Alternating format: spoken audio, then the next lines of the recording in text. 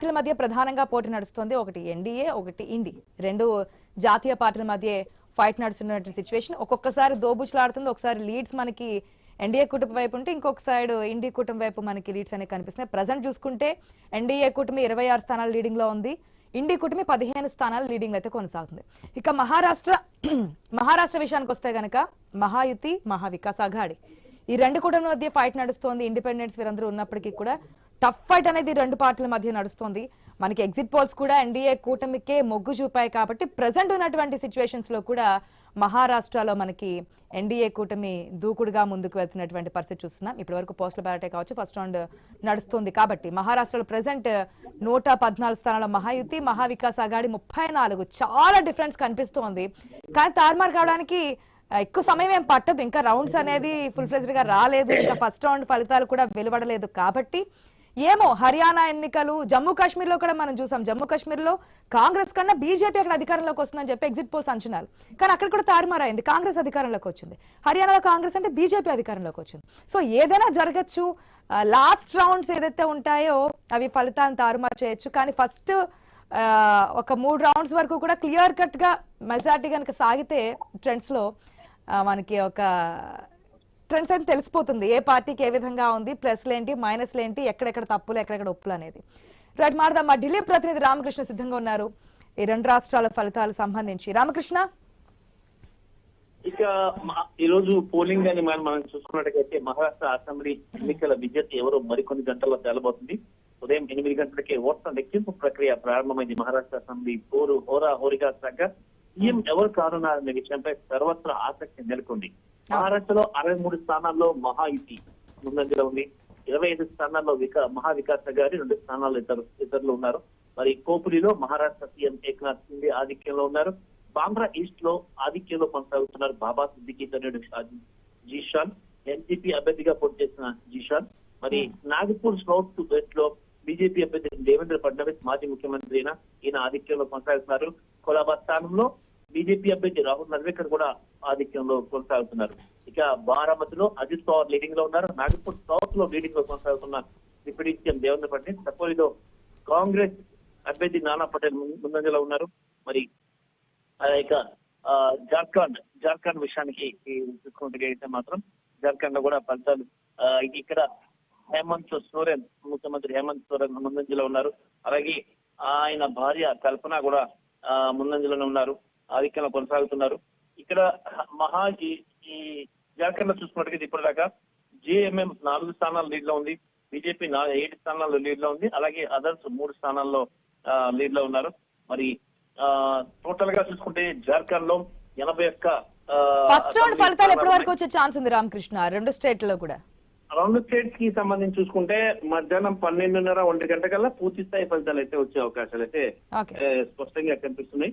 మరి ఏదేమైనా సరే ఈసారి ఈ ఎన్నికల రిజల్ట్ ప్రభుత్వానికి గాని అయితే అపోజిషన్ పార్టీస్ గాని ఒక దిశాదశను నిర్దేశించబోతున్నాయని మనం చెప్పొచ్చు.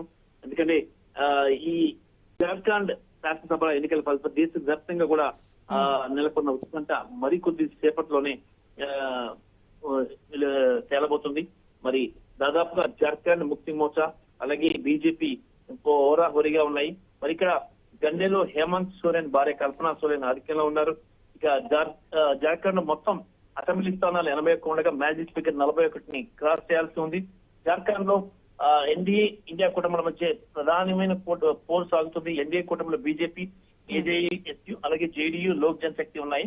ఇక బీజేపీ 68, ఏజేఎస్ 18, జేడీయూ 2, లోక్ జనశక్తి ఒక చోట ఇక్కడ పోటీ చేశాయి. మరి ఇక్కడ అధికారాన్ని చేజిక్కించుకోవడానికి ఇరు వర్గాలు కూడా ఈ హోరాహోరీ పోటీ చేస్తున్నాయి. మరి మధ్యాహ్నం 12 గంటల కల్లా పూర్తి స్థాయి ఫలితాలు వచ్చే అవకాశం అయితే కనిపిస్తుంది. జార్ఖండ్ లో మొత్తం 81 అసెంబ్లీ స్థానాలు గారు పోలింగ్ జరగా తొలిసారిగా 67.74% పోలింగ్ నమోదైంది. నవంబర్ 15, 2000లో రాష్ట్రం ఏర్పడినప్పటి నుంచి ఈ స్థాయిలో భారీగా పోలింగ్ నమోదు కావడం అనేది ఇదే తొలిసారి. మరి దీన్ని బట్టే ఇక్కడ ఎంత అత్యధికంగా పోలింగ్ నమోదైంది, దేనికి సంకేతం అనేది రాజకీయ వర్గాల్లో చర్చనీయాంశంగా మారింది. మీరు చెప్పిన విధంగా మొదటి 2 విడతలు జరిగాయి జార్ఖండ్ లో ఎలక్షన్స్. మనకు మొదటి విడతలో కన్నా రెండో విడతల పోలింగ్ పర్సెంటేజ్ అనేది పెరిగినటువంటి సందర్భం మనం చూసాం.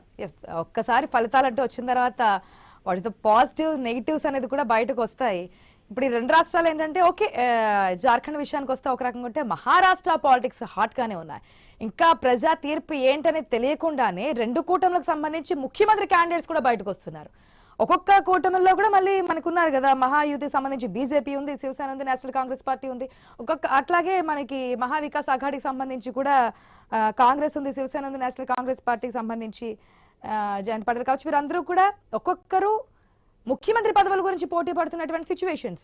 దీంతో పాటు ఇండిపెండెన్స్ ప్రాబల్యం కూడా ఎక్కువగా కనిపిస్తోంది. ఒకవేళ హంగ్ వచ్చినా లేదంటే ఎవరికైనా సరే దగ్గరగా వచ్చి ఎవరికి లీడ్ రాకుండా హంగ్ వస్తే కనుక ఈ మెయిన్ ఇండిపెండెన్సే ప్రముఖ భూమిక పోషించే అవకాశం ఉంటుంది. కాబట్టి ఆ ఇండిపెండెన్స్ కూడా జాగ్రత్తగా కాపాడుకునే పనిలో ఉన్నట్టుగా తెలిసింది ఇప్పటికే రెండు కూటములు కూడా. ఒకసారి ట్రెండ్స్ చూద్దాం.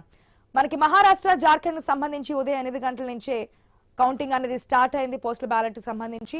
అదేవిధంగా మనం ఫస్ట్ మహారాష్ట్ర విషయానికి వస్తే కనుక మహాయుతికి సంబంధించి బీజేపీ కూటమి 129 స్థానాల్లో స్టిల్ నౌ లీడింగ్ లో కొనసాగుతుంది. మహావికాస్ అఘాడీకి సంబంధించి సెకండ్ ప్లేస్ లో మనకి కొనసాగుతున్నటువంటి సిచ్యువేషన్ మనకి చూస్తున్నాం. జార్ఖండ్ లో ఒక్కొక్కసారి ఒక్కొక్క పార్టీ దోబూచులాడుతుంది. స్టిల్ అయితే ఇప్పుడు ఎగ్జిట్ పోల్స్ ప్రకారం ఎగ్జాక్ట్ పోల్స్ కూడా మనకి ఆ విధంగానే కనిపిస్తున్నాయి. రెండు రాష్ట్రాల్లో కూడా బీజేపీ కూటమే ముందుకెళ్తున్నటువంటి సిచ్యువేషన్.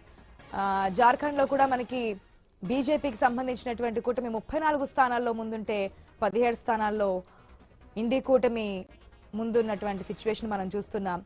ఫలితాలు వచ్చిన తర్వాత రౌండ్ కి మారే అవకాశం కనిపిస్తుంది. ఎందుకంటే ఒక్కొక్క రౌండ్ లో ఒక పార్టీకి ఎక్కువగా రావచ్చు, మరొక రౌండ్ లో ఇంకొక పార్టీకి తక్కువగా రావచ్చు. కాబట్టి మనకి మధ్యాహ్నానికల్లా ఒక క్లారిటీ వచ్చే అవకాశం ఉంటుంది. 12-1 గంటకి ఒక అవకాశం వచ్చే, అంటే ఎవరు ఏ పార్టీ తర్వాత ఏం జరుగుతుందని చూద్దాం. ముందు ప్రజా తీర్పు ఏంటనేది ఒక క్లారిటీ వచ్చిన తర్వాత రాజకీయ పార్టీల నాయకులు ఏ పార్టీతో కలుస్తారు, ఇండిపెండెంట్లు ఏ పార్టీలో ఉంటారు, ఏ పార్టీ అధికారం చేజిక్కించబోతుంది, ఇవన్నీ కూడా తర్వాత జరగబోయే పరిణామాలు. గుడ్ మార్నింగ్ అండి రామారావు గారు.